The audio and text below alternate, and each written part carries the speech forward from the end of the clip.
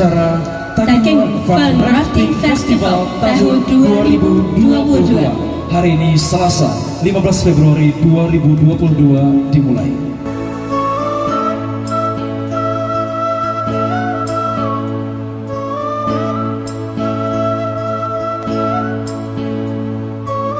Arung jeram bukan sekedar ajang olahraga, tetapi kita dituntut menjaga kondisi alam kita. Kebersihan sungai Pesangan terus harus dijaga secara bersama, dan sepanjang sungai ini dapat dipelihara dengan baik.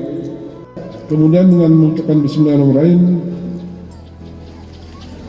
Takengon Rafting Festival tahun 2022 dengan resmi kami nyatakan dimulai. Wabillahi taufiq.